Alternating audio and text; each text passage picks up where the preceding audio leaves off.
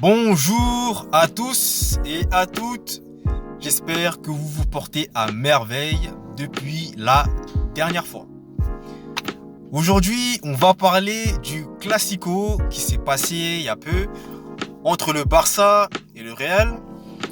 Parce que comme vous vous doutez bien, étant supporter du Real Madrid, j'ai des choses à dire, j'ai des choses à vous dire également.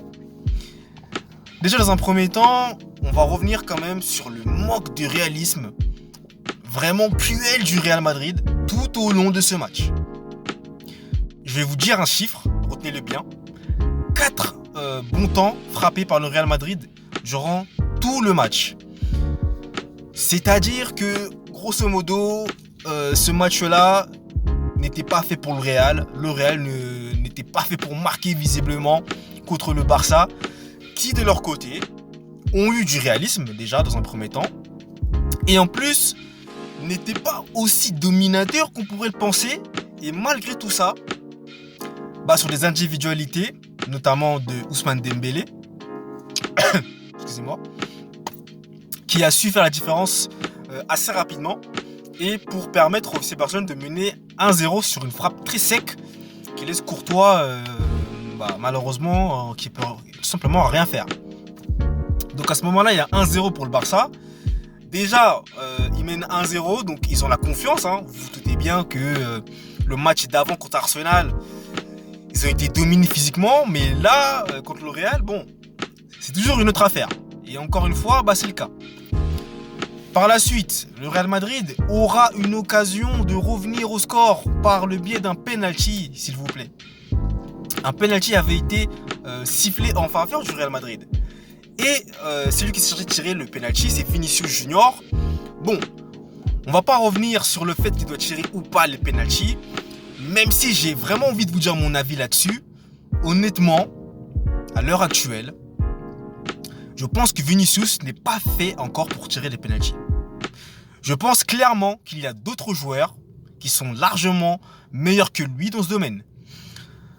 Ça ne veut pas dire qu'il ne va pas tirer des pénaltys pour toute sa vie. Attention, il peut s'améliorer dans l'exercice. Mais à ce moment-là, dans un classico, même si c'est un match amical ou pas, c'est un classico. Ça aurait permis au Real de revenir à un partout. Et malheureusement, Vinicius loupe son penalty qui frappe la barre transversale avant de filer dans les pieds du FC Barcelone. Donc, pour ça, je pense qu'il aurait été judicieux de choisir un autre tireur de penalty, en l'occurrence Toni Kroos qui tire bien les penalty, Modric qui tire bien les penalty, et je n'oublie encore d'autres, mais voilà.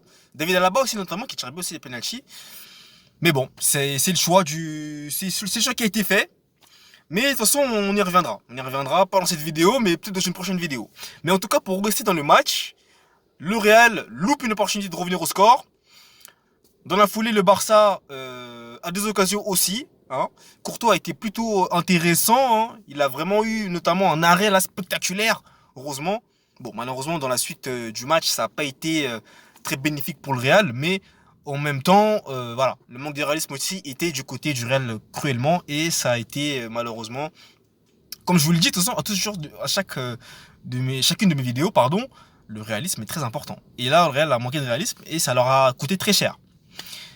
Par la suite, le Barça va continuer à se montrer et le jeune Fermín López va nous sortir une frappe de nulle part qui vient de je ne sais où.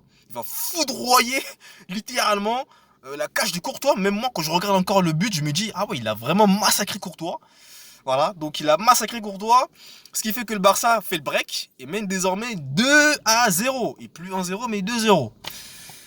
Et en plus, ils ont marqué, il restait pas beaucoup de minutes dans le temps réglementaire. Il restait au moins 3, voire 2 minutes. Donc vous dites-vous bien que le Barça courait déjà vers un succès, encore une fois, contre le Real Madrid. Et dans la foulée de ce deuxième but, Ferran Torres va se faire plaisir en lobant Courtois et en inscrivant le but final qui va sceller à jamais et définitivement le succès du FC Barcelone face au Real Madrid sur la gifle de 3-0. Donc étant supporter du Real Madrid, vous vous doutez bien que j'étais pas très content de ce score. Mais au vu de ce que j'ai pu voir durant le match, le Real a manqué de réalisme encore une fois. Malheureusement, ça leur a été je dirais, malveillant.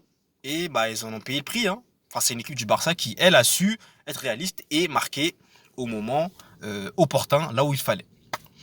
Donc voilà. Hein. Le Barça bat le Real Madrid dans ce Classico et reprend confiance pour les autres matchs qui a à suivre, hein, qu'ils auront à disputer notamment. Il me semble face au Milan AC là, ça va pas tarder d'ailleurs.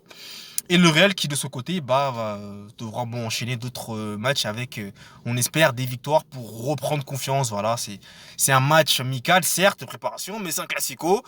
Voilà, donc on voulait quand même que le Real fasse le nécessaire. Malheureusement, ça n'a pas été fait. Mais voilà, le Barça s'est imposé sur le score de 3-0. Donc voilà. Ah, chercher mes clés, non c'est bon cela. Voilà pour cette vidéo, j'espère que vous l'avez aimé. Si c'est le cas, bah, je vous invite à me mettre un j'aime si c'est pas encore fait. Un j'aime pas si vous n'avez pas aimé la vidéo. Je vous invite également à me suivre via mes réseaux sociaux, ainsi que mon blog sportif où je diffuse régulièrement les articles de blog.